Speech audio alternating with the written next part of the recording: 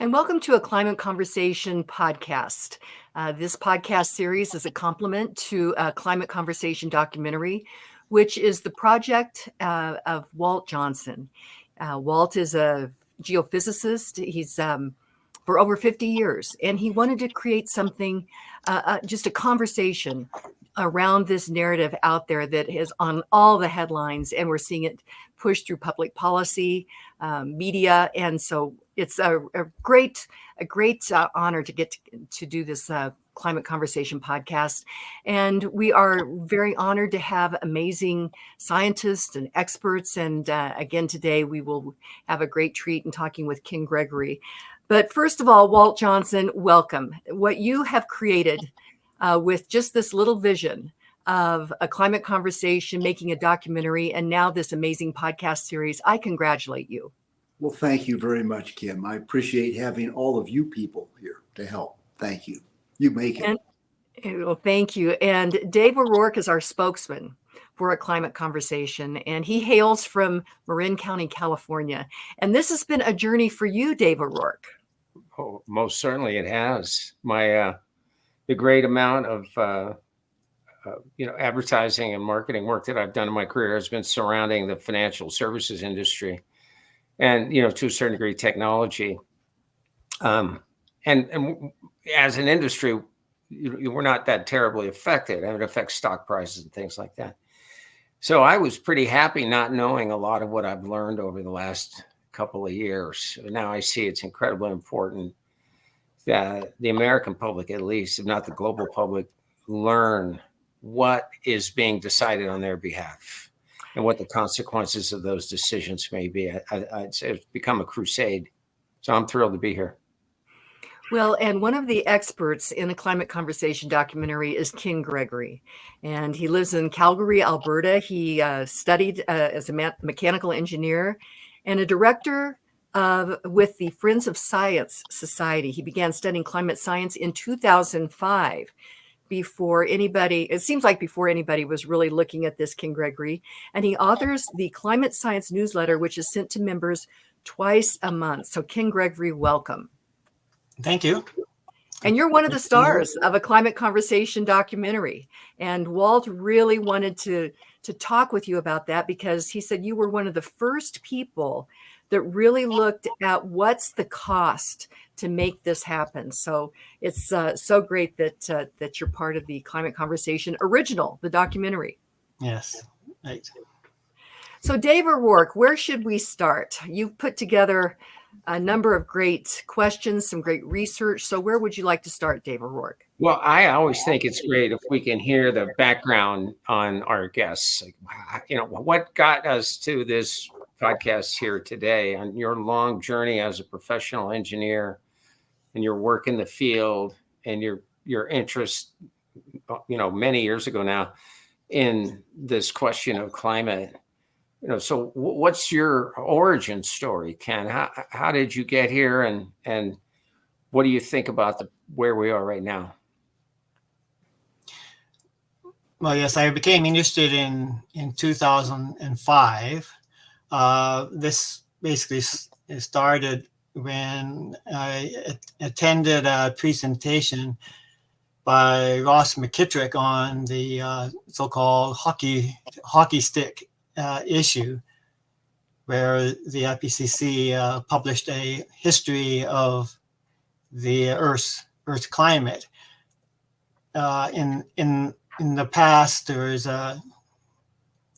many climatologists have come up with a history which included quite a lot of variability. A Roman warm period, about 2,000 years ago, then cooling, and then the Middle Ice Age warm period and cooling and so forth. And Ross McKittrick explained that the numerous errors in the so-called hockey stick graph, and I thought that was so important. So I then joined Friends of Science and became a director in 2009, and I took over as a webmaster, and I delved into the science. So maybe mention a couple things about Defense of Science. That's the group started in 2002, actually, so I wasn't the first, of course. But since 2014, we've sent off 357 press releases. Like that would be like 19 in 2023 and 15 so far this year. We published some 719 videos, and on that we got like over 46,000 subscribers who see that. We have a number of events, usually one major one in the per year, but this year we're having a two. We had one with Benny Pizer in April. Benny Pizer is the director of the Global Warming Policy Foundation in the UK, and we're having another one in October. We're very active on Facebook with about 33,000 followers, and we have a major blog where we posted 40 blog posts in 2023. And of course, we have quarterly newsletters where I write the science section of it, and it also is the political section and so forth. And it all keeps us busy. We also have, of course, two other newsletters, which are both bi-monthly, twice a month. So, And I do the science part. Ken, a quick question for people that might just be starting to learn about this whole this conversation. What is the hockey stick that you're referring to? A hockey stick is kind of shaped like this, and a blade. So the hockey stick was created by a young climatologist called Michael Mann, and he showed using tree rings that there was a decline in temperature over the last 1,000 years, and then it shot up during the recent decades. Now, of course, these were using tree rings. Now, trees, of course, can be very sensitive to increasing carbon dioxide. Carbon dioxide is what trees use to grow. So, in fact, the people who took the measurements of this, of course, often, especially depending on what kind of tree it is, says, these trees are growing because you got more carbon dioxide because it's food. So that's obviously a good thing. Well, of course, the hockey stick now says, okay, growing trees and faster growth is now considered a bad thing because that's a proxy for rising temperatures. But the problem is there is numerous errors in it, mathematical errors and other errors that shows that to be incorrect. In fact, there's a great deal more variability, natural variability in the past history than what that particular graph shows. And that despite all the past histories of previous studies, which shows lots of variabilities, the IPCC in its third assessment report plastered this all over the place, all in the report at least 5 times. And so it was a very big deal. Thank you.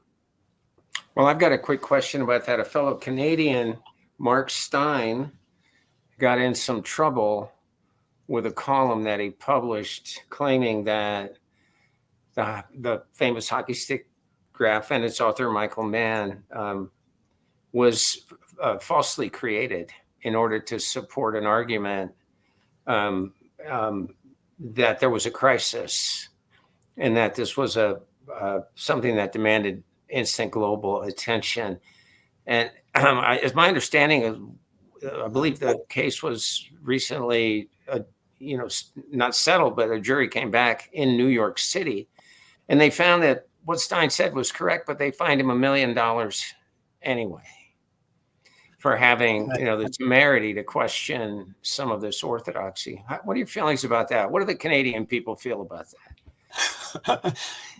If you can speak for Canada. I'm not sure. I don't know if I can speak for Canadians in general. we get probably more catastrophe propaganda than you people do in the States. And it's kind of hard for me to understand why Canadians are so terrified of a degree of warming. But at any rate, speaking for myself, of course, I was very disappointed in the ruling.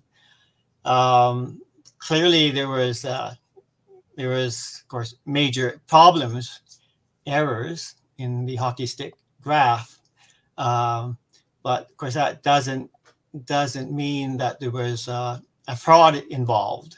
It could be just errors, right? So, but in fact, it seems like the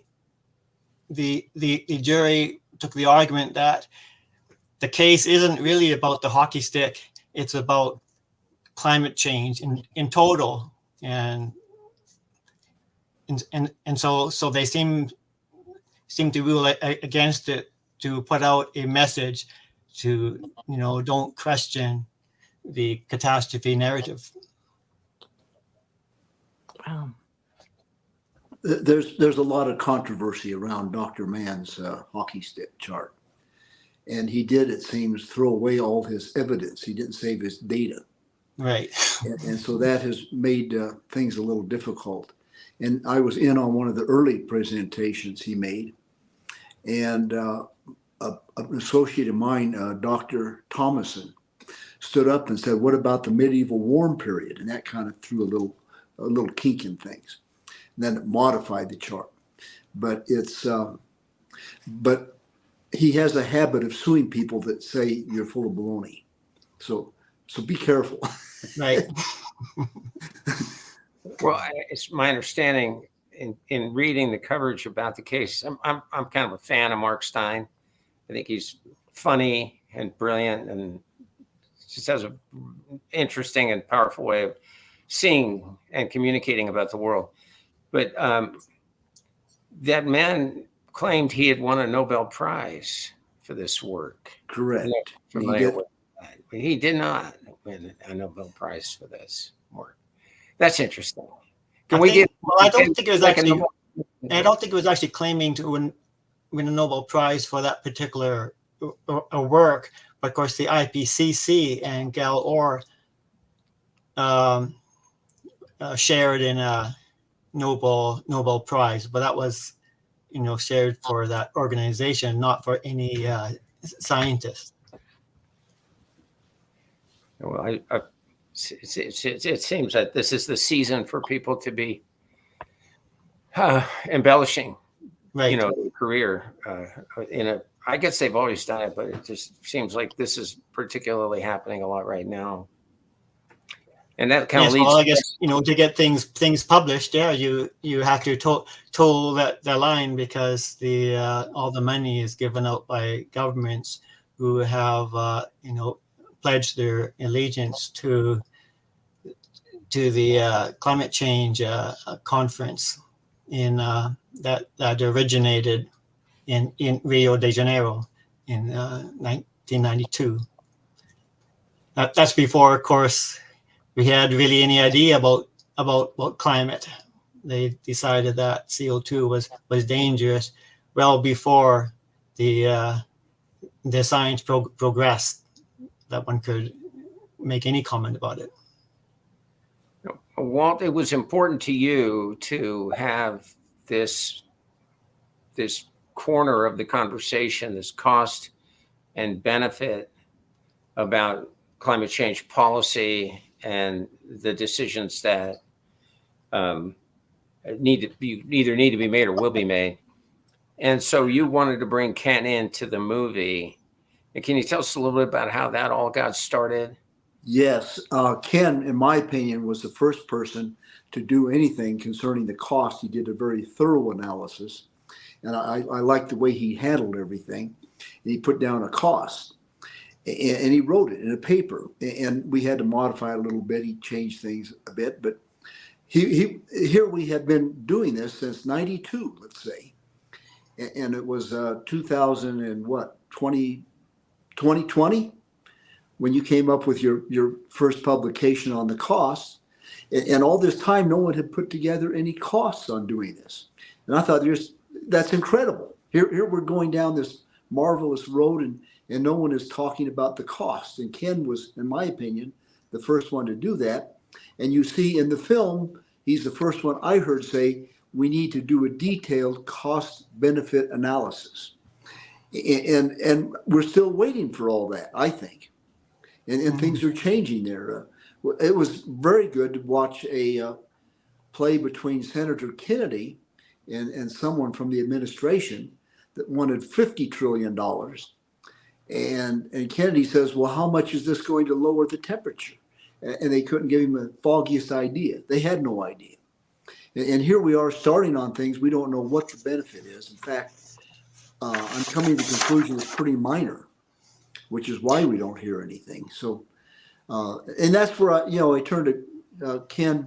He's done an excellent job at looking at all these things. I think he did a superb job with looking at the history of 2 years of temperature demand or energy demand in the United States, and he calculated how many batteries we would have to have as a backup to have a reliable system.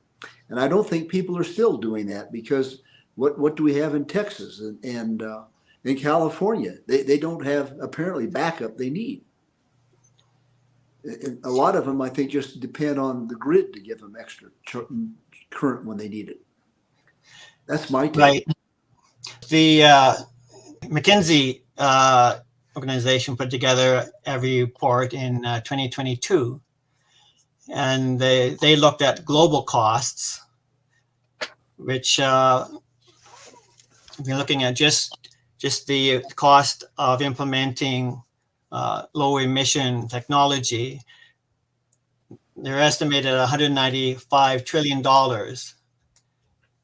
to implement net zero by 2050. Now they didn't say anything about how likely this could happen, but that's a cost number that they came up with.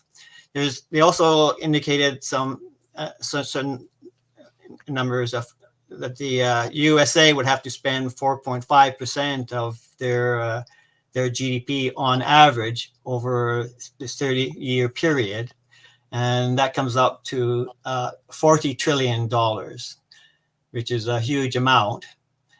Now, I ran some cases. I started off looking at just if you use batteries and couldn't use any fossil fuels, and that cost was, of course, so enormous. It's essentially impossible.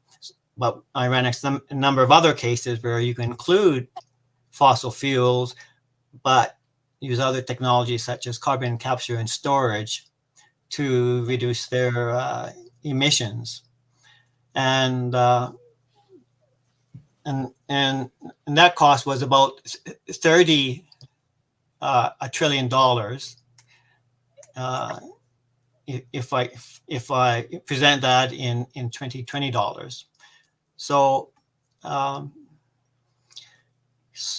so the McKinsey report actually came up with higher numbers than I did, but of course I have a bunch of caveats in that I only use these 2 years, but in fact, the weather is so variable, you'd have to spend a lot more to avoid blackouts, because sometimes you get worse weather than those 2 particular years. Also, my evaluation is strictly an overnight cost. In other words, I don't take into account interest costs and how the prices and costs may change over time. So when you take that into account, you have to take my number and gross it up by those considerations, at least 25%. So we're not really too far out. But I guess my concern now, when I look back on what I did, I think my costs of carbon capture and storage is probably about right for the early part of the transition. But of course, that's based on some costs. We're doing this in the best places where it's the cheapest, and you can only do that so for so long, and then you have to go and try to apply this for places where you need 1,000-mile pipelines and probably worse reservoirs. So I think the costs will increase much more than what I had estimated as you increase the gigatons of CO2 that you want to inject. So I think it could very well be as high as $40 trillion for the USA. Well, Ken, now this is using data before NVIDIA, right? Before the power-hungry chips that will make AI, a useful tool, which some people say will increase the electrical demand by 25%. Yeah, wow. 10%, right? Right. A staggering number. It is an enormous number. And there's going to be some copper required to do this, and other materials, some of which might not even be made available due to all kinds of reasons. Yeah, rare earth minerals. Yes. Yeah, a lot of the wind and solar requires a huge amount of very, very costly minerals. Of course, rare earth means that it's rare, so you have to dig up a huge amount of rock and use a lot of processing in order to process and separate it from the rock. So we're looking at a huge increase in mining, and of course, mining equipment have these huge machines burning up a huge amount of diesel. So it makes you wonder. It's not even clear if going to EVs is actually going to reduce CO2 emissions, because of course the cost of making an EV in terms of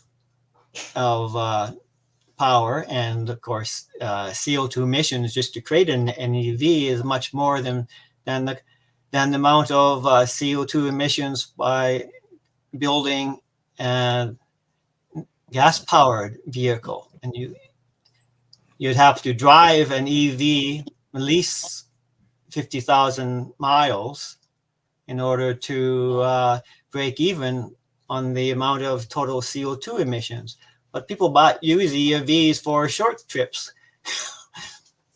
I guess you need a very extensive charging station all throughout the USA in order to have people comfortable in going on long trips in an EV. So when you did I'm curious, when you calculated costs, I think you kept it inside a narrow framework of the infrastructure of an energy transfer system or transitionary energy system. But those same materials that are going to build those batteries and those windmills and solar panels and all of the interconnecting infrastructural material, those are used in other things currently. Those are key components in electronics, in computational devices, in lots and lots of manufacturing processes. Won't it necessarily mean pretty tremendous inflation that's secondary, or what economists call an externality, to the costs of building out the new energy infrastructure? Did you consider any of that? Well, not directly, of course. It's basically, like, as I say, just an overnight evaluation without really looking at the timeline, right?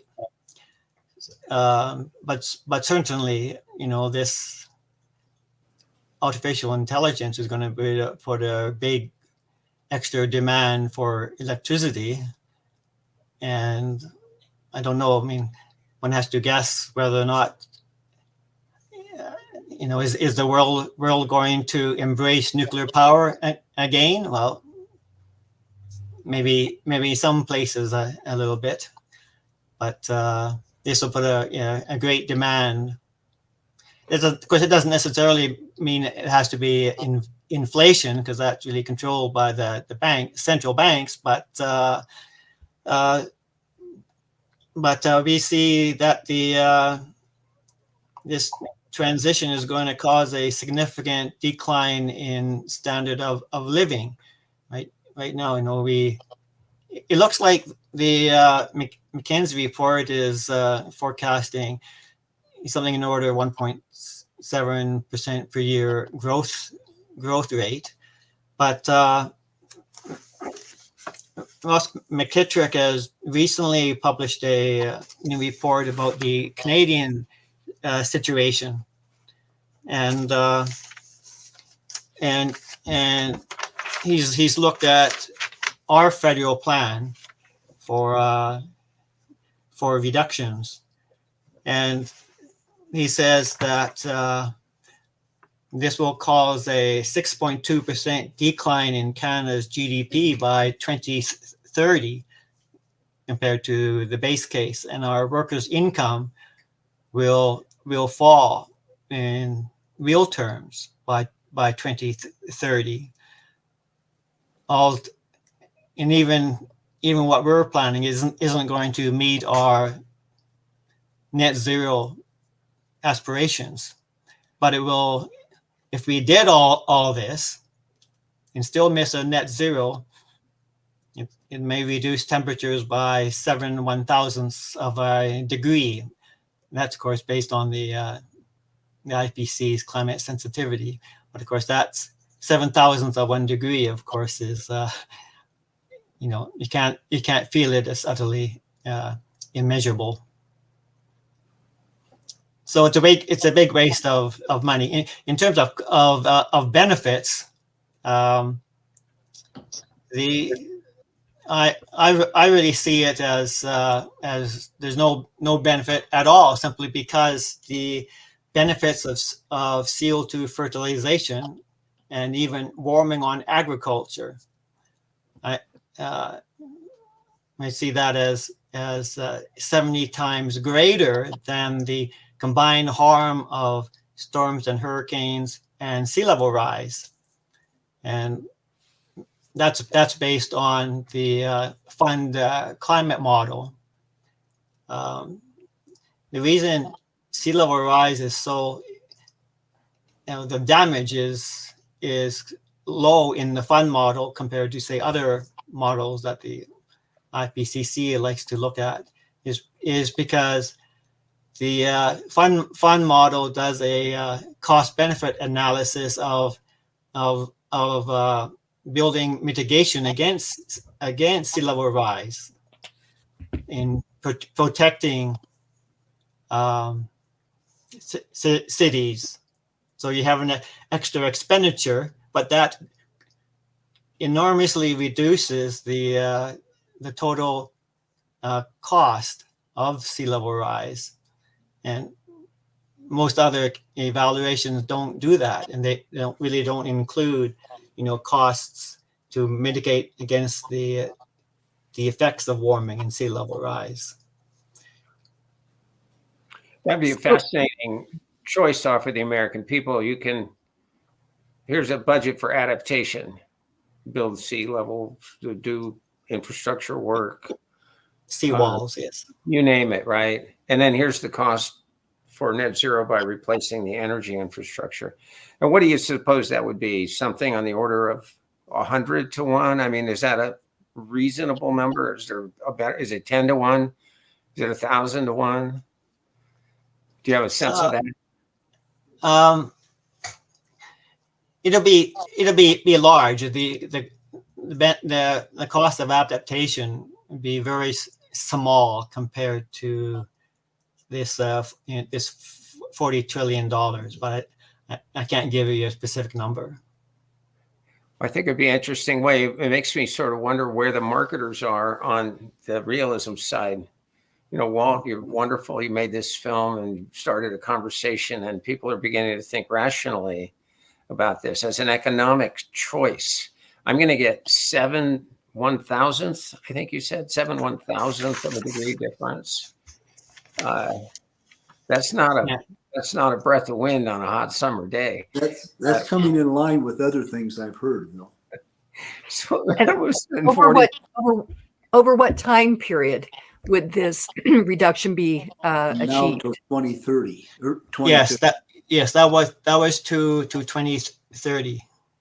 Okay, 2030. I've always wondered how they can tell us that they can reduce the temperature by this minute amount by 2030, but many times we can't get the weather right for the next day. Well, this is an incremental difference, of course, between due to reducing the amount of emissions. Of course, Canada. This is for Canada, right? So we produce only 1.5% of the world's CO2 emissions. But so this is the reduction just to us going part way to our 2023 targets. But so you have to make an assumption of how sensitive the world is to CO2, and this is based on the IPCC best estimate of 3 degrees of warming if you double CO2, and then wait 1,000 years for the oceans to reach equilibrium. So, of course, that's unfortunate that the world put so much credence in the IPCC reports when they're just full of so many, blatant errors. So, one of the biggest items that I see is their, false narrative about the urban heat island effect, which can be over land. The temperature measurements by surface measurements is strongly affected by urban warming, and several studies, numerous studies, where he puts that at between 40 and 50% of the measured temperature trend is due to urban heat island effect or contamination of the measurements due to humans being there. And but the IPCC dismissed it. They say in several places that it's insignificant, and then elsewhere they say it's 10. It may be 10%, because even 10% I think would be called significant. But at any rate, there is absolutely no scientific basis. There were absolutely no studies that came up with 10%. That's just pulled out of the thin air, and there's no basis in it. And you can see similar problems in other issues. You may recall a few years back in the previous report, not the most recent, but earlier, they claimed that that glaciers in Asia will all be gone by 2030, and then scientists objected to that, and that because it made some headlines, and first the IPCC said everybody who objected to that were deniers and so forth, until finally the IPCC said, yes, we knew it was wrong. It was just based on a Greenpeace flyer. They earn their money by promoting catastrophe, right? And they said, yes, we knew it was wrong, but we decided to leave it in the report to put political pressure on governments. And that's not what you expect from a scientific organization. well, it's not a scientific organization because they do this kind of thing. So I would think 100% of scientists would agree that that's a bad idea. Yes, You get I think so. Touche, Not 90, Dave. you get 97. We have 100 over here that say that that's a bad idea. Totally and completely political. We kind of 100%. skip, Question for you: when you talk about the degrees of temperature mitigation, however small or large they are, that is a global figure, is it not? So if we're reducing the growth of the temperature here in the States or in Canada, we're also reducing it in Russia and China and India, correct? Right. So isn't that an irony? Is it also not an irony? Of course, you realize that most of the warming is in the Arctic, where it's cold. Most of it is warming is in winter and at nighttime. There's very little warming, in the hot regions. So of course, just the average is a bit misleading. We're really reducing the amount of very cold, making it very cold, less cold, which is certainly very beneficial. Just yesterday, I was looking at a paper. And it was of course it was focused on the reduction in albedo, or the more sunlight is getting into the earth, and we've for some reason we've had a strong increase in the amount of solar radiation that is coming in to the earth to be absorbed, and that's the primary cause of increasing temperatures over the last couple of decades. And of course, that happened at the same time when we had a substantial reduction in aerosols. That's been really huge in China. China had a huge problem of aerosols, and they spent a lot of money fixing that, reducing their emissions of aerosols. And then, of course, recently we've eliminated the large amount of sulfur in bunker oil used for ships. So that has reduced a lot of emissions from international shipping. And of course, since 1980s, of course, many countries have taken steps to reduce smog and emissions. So I think that seems to have a big impact on clouds. So a lot of the warming we've seen is due to reduced aerosols and increasing absorption of solar radiation. Ken, though, as you're talking about emissions, and that seems to be the goal, to reduce emissions, I go back to these forest fires. Canada had these forest fires, which was sending emissions all the way to Colorado. And it just doesn't match up for me that we're going to control the economy to reduce emissions, but yet mismanaging our forests so that we have these hot, intense forest fires that the smoke is traveling, many miles. Right. Okay. Because you have to be careful not to conflate smoke emissions from CO2 emissions. CO2, of course, is being invisible. But yes, in last year, Canada had a particularly bad fire season. Not so much this year. In fact, our forest fire burned area has declined quite dramatically over many decades, as well as on a global basis.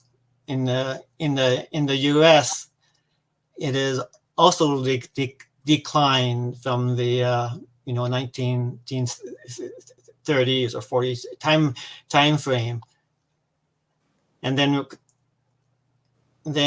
both Canada and particularly the U.S. was very aggressive in putting out forest fires, and this of course caused a big reduction in area burned, because Smokey the Bear was promoting to reduce forest fires and so forth.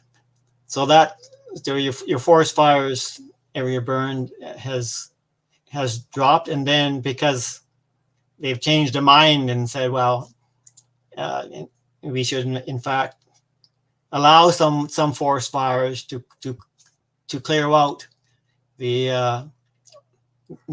extra burden of dead trees. And so in recent years, maybe two decades, there's been an increase in forest fires area burnt per year, but it's still way less than it was in the more distant past, in the early 19th century. Thank you. Thanks for clarifying. Earlier, we kind of skipped over the carbon capture and sequestration, and I know Ken has done a lot of work on that, on costs and things. And here in the Rockies right now, probably a third of our seismic data acquisition is relative to carbon capture and sequestration. And right now they are getting, they're cherry picking it. They're trying to hook in the ethanol plants because they have a very rich carbon dioxide output, and they're piping that to other places. And there's still a lot of confusion on how much that's going to cost and save. And I know you've done a little bit of work on costs of carbon capture and storage.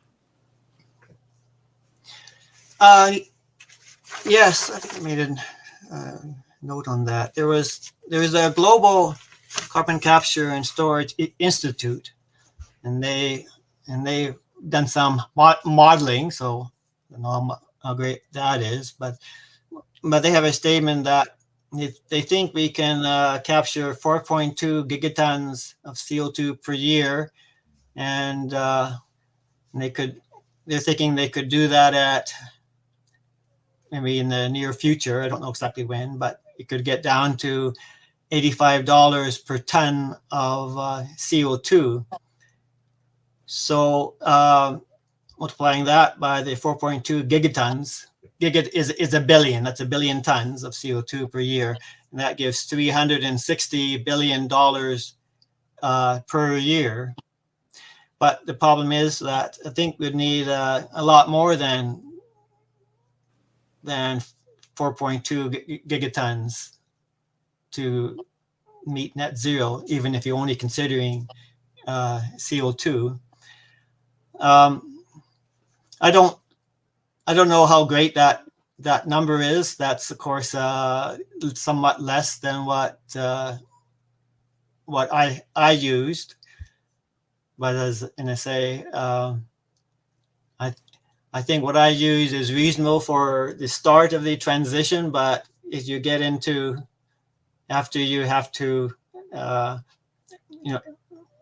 if you want to capture 8 gigatons, you're going to be required to capture CO2 from places which are nowhere near good locations to store it. So the costs will increase dramatically, at least in my opinion.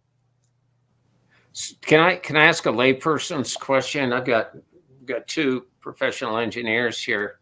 Walt, do you know?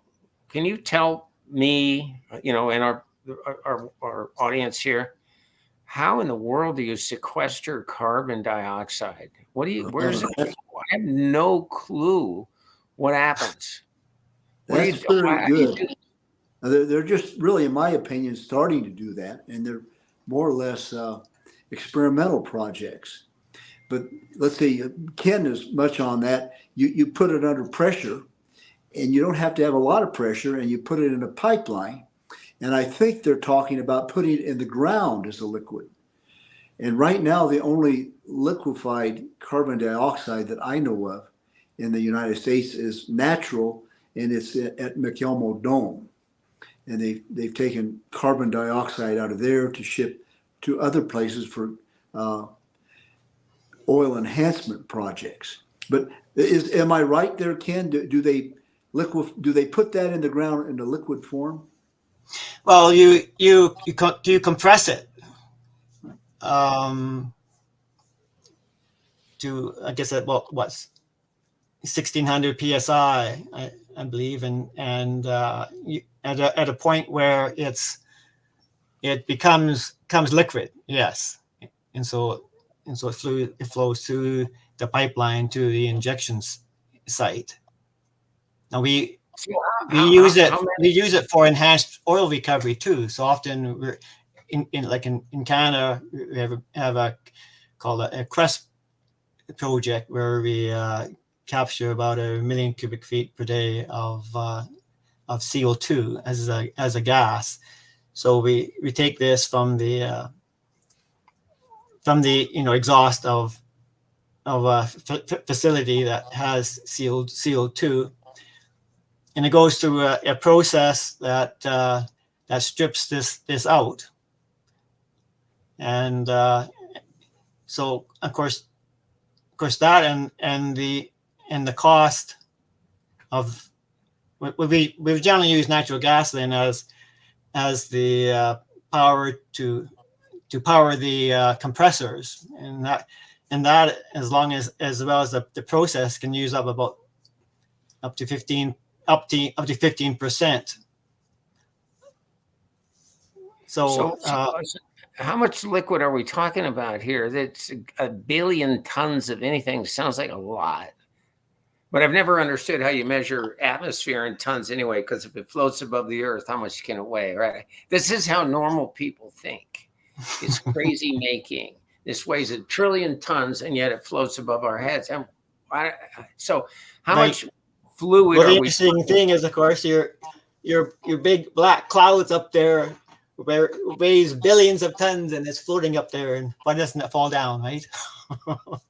Well, raindrops fall down when it rains, but well, you convert it into liquid, it's going to be far denser, obviously, as a liquid form than it would be as a gas. But still, how much liquid are we talking about pouring in the ground? And where are these big empty spaces that are going to hold this stuff? Do you know much about that? I know nothing. Well, for the most part, of course, we inject it into partially depleted oil reservoirs, so that helps to mixes with the oil and thereby reduces its viscosity, and it increases the pressure underground, because of course they were previously pumped out, or at least partially pumped out. That reduced the pressure. So putting in more CO2 is going to increase the pressure, make it less viscous, so it will push the oil through the pores in the rock into the well bores. So it's feasible. But of course, we probably can't do that everywhere. I mean, that only works if you have reservoirs that where this would be useful to do, and of course that's not everywhere, right? So many places you would just pump it into a water, salt water deep underground. It would have to be fairly deep, of course, 10,000 feet or so, such that it has impermeable rock layers above it, right? Because you want to capture it. So I always love this. There's a ironic question that people ask in situations like this, which is, what could go wrong? And we had Trent Luce on the podcast several weeks ago, and he's very concerned about this whole question, pumping liquefied carbon dioxide around the country and sticking it in the ground and what might happen. That's a big 'cause issue. Yes, it safety is does a big sound issue. like a super volcano to me. You got something deep under pressure, putting it under enormous pressure deep underground. I mean, it's already under pressure. And then you're putting it in an environment with the earth sitting on top of it. It sounds heavy to me. Well, of course, one issue with CO2 is that it can create it's called acid gas, right? CO2 is a type of acid gas because it can combine to form carbonic acid, and this can eat away at your pipes. So you have to have high quality steels and be very, very careful about the structural integrity of the pipes. So that's a concern. If there is a break, carbon dioxide is heavier than air. So if it does leak out, that can cause a big problem. It could cause suffocation, right? So you do have to be careful. And of course, when you inject underground, and of course, all through all the tubing and so forth, they have to be much more expensive, so they are resistant to the corrosion. So, Ken, in some of the notes that I think Walt and Dave put together, I think this was Walt, regarding this carbon capture storage. He made the point that it seems that these projects would make it impossible to explore for oil, gas, and helium beneath these storage zones. And I'm just looking at this. The Bureau of Land Management here just recently, July 1, 2024, is seeking public comment on a draft environmental assessment that considers a right-of-way for the Southwest Wyoming CO2 sequestration project proposed by Moxa Carbon, and it would store carbon dioxide permanently in nearly 605,000 acres of subsurface federal pore space beneath Lincoln, Sweetwater, and Uintah counties. That seems like a lot of acres to me. Well, yes, in one sense, but I don't think it's really a lot compared to the surface area of the Earth, though. You'd have to carefully pick where you would choose to inject your CO2. I guess you wouldn't. Would that be off limits then to oil and gas exploration and production? From what I've run into, there are situations that I've bumped up against where a ranch is sold to carbon capture and sequestration, and they get a big price for doing that, but they're not allowed to do any oil and gas drilling on the ranch then after that. Got it. Interesting. Super interesting.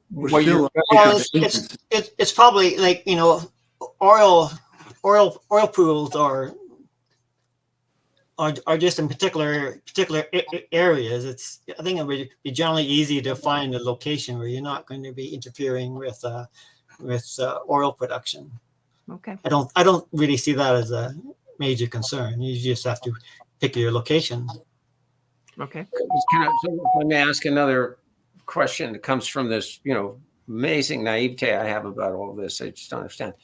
Where are they going to get this carbon dioxide that they're going to liquefy and put in a pipe and ship 1,000 miles and force underground? What is the source of the carbon dioxide that will be sequestered?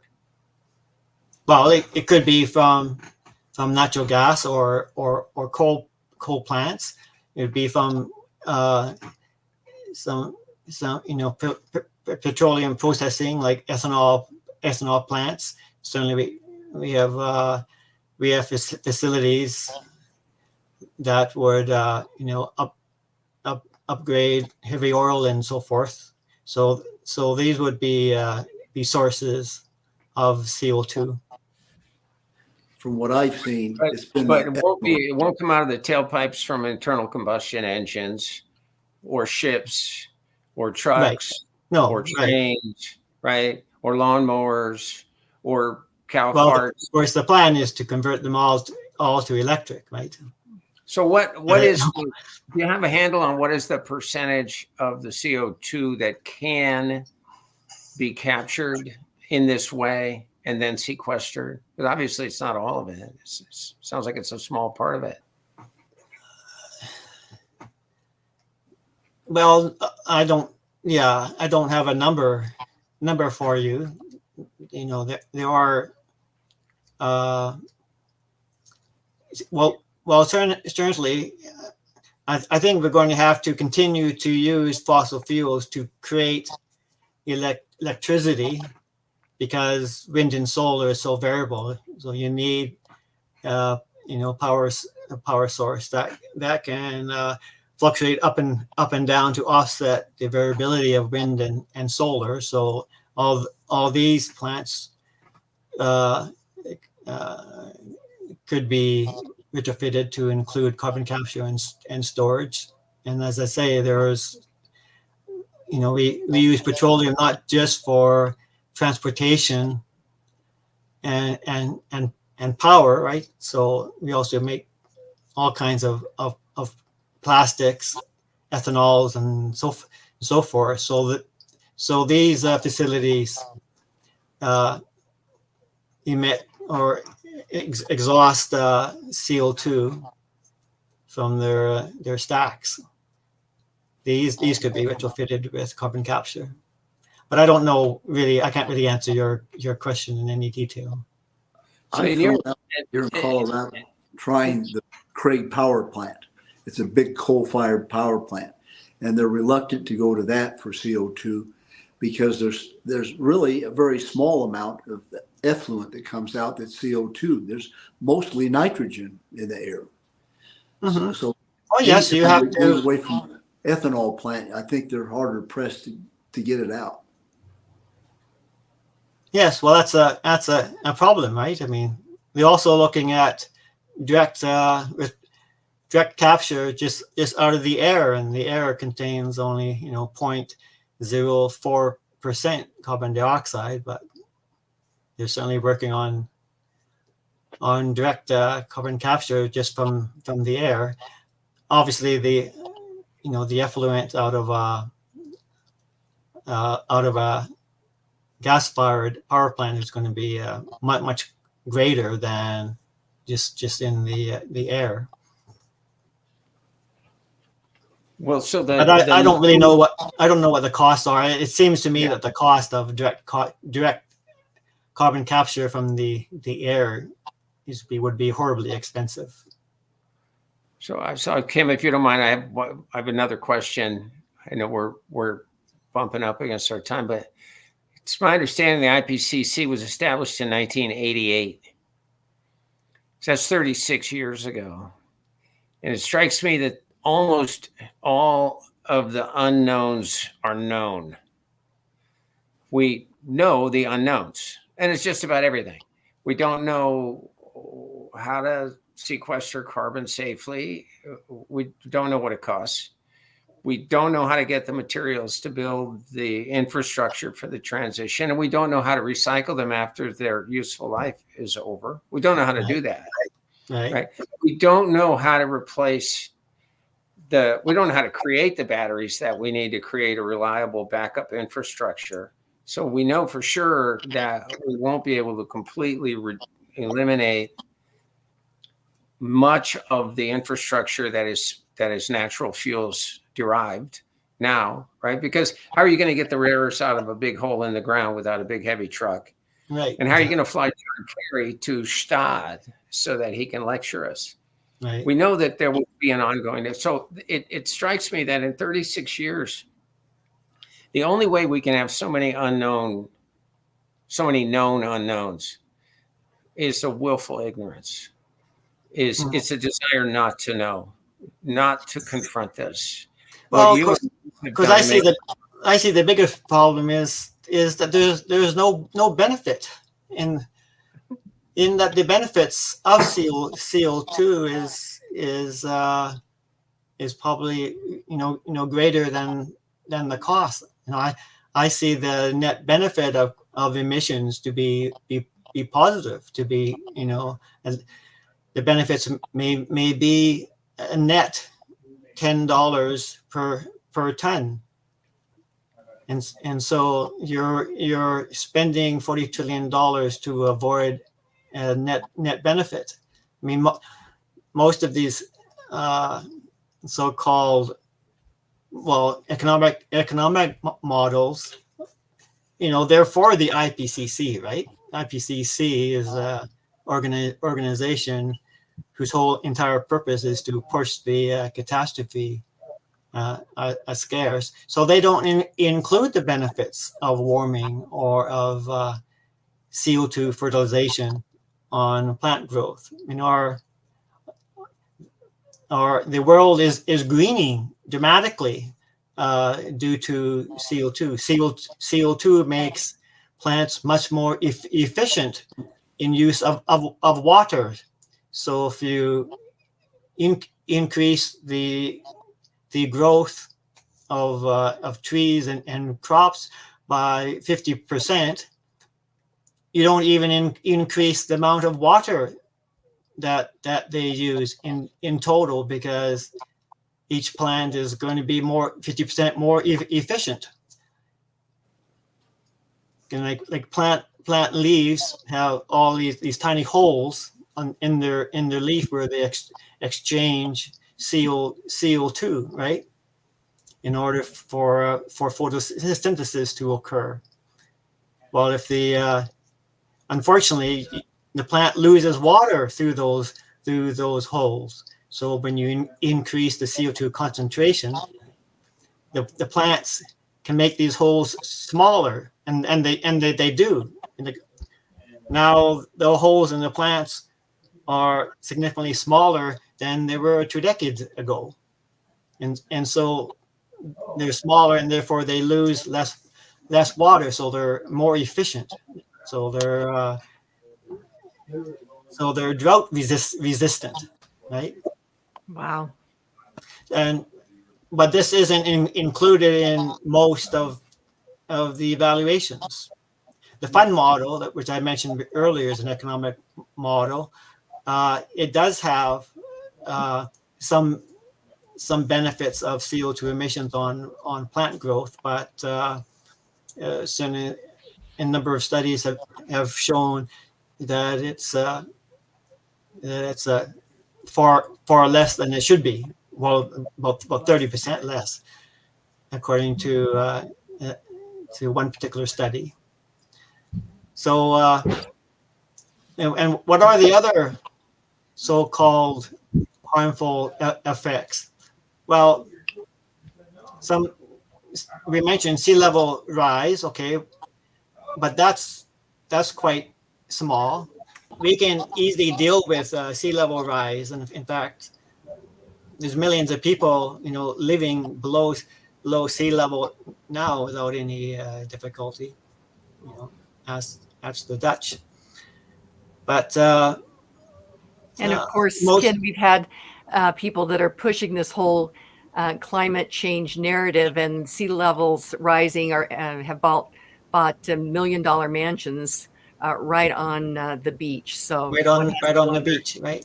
Yeah. And I guess I should mention, of course, there's several studies which are showing using satellites to take measurements, right? And one study of around 200 reef islands in Micronesia, so in the Pacific, tropical Pacific. In total, they've grown by 3% since 1980. Another study which includes much around the Indian Ocean and the Pacific. They show that the total area of the islands have grown 6%, and some of that is due to reclamation. China was building some islands to claim some South China Sea area, right? But anyway, these coral islands are living. Coral is living, and they create new material, which is blown and is washed up on shore. So as the sea level rise, the islands rise with it. And of course, all these islands have grown hundreds of feet, because we've had at least 300 feet of sea level rise since, well, I don't know exactly when, but Okay. Certainly we had very low sea level rise during the last glaciation 11,000 years ago. So we had a lot of sea level rise, and that hasn't reduced the amount of island area. Interesting. So Walt, you had lots of different things you wanted to make sure that we would hit on this podcast. Is there anything else that you wanted to make sure that we highlighted? No, thank you very much, though. Thank you. Okay. Yeah. Thank you. Well, I've just said, we this whole idea of net zero just seems to be so silly in that, even if you believe that there's going to be some harm, it's going to be offset by the enormous benefits of CO2, and the idea that fossil fuels has this huge benefit, personal benefit for using it, moving around, building things, using plastics and so forth and so on, and you've got some cost. Sea level rise is always a cost, and you're saying we're going to eliminate all that benefit because it has a cost that is quite small. That's like saying, well, since we know some people die in car accidents, we should eliminate all cars. I mean, some wooden houses burn by accident now and then, so you're going to ban all houses? I mean, that's ridiculous. I mean, that's totally ignoring the concept of cost benefit.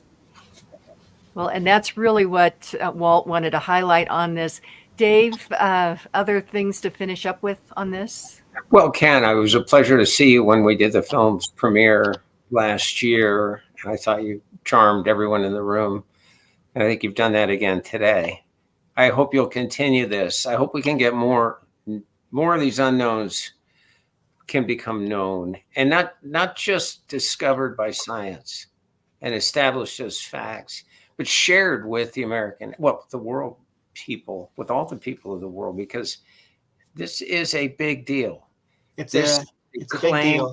Enormous amount of resources, an enormous amount of wealth, and an attack on the lifestyle of people everywhere.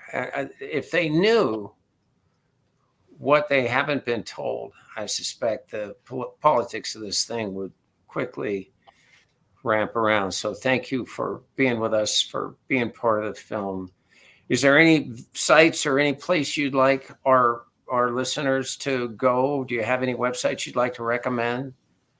Well, of course, I'd like to recommend our own website. It's friendsofscience.org. Certainly we have a menu on top. There's a library. Within that, there's climate science and climate economics and policies and so forth. And of course, as I mentioned, we got very active. You can access, of course, our YouTube channel via that, and a blog. Of course, all of it has really excellent articles by experts in a number of fields. And of course, if you happen to drop by Calgary on October 1st, come to our major event. We'd like to see you all there.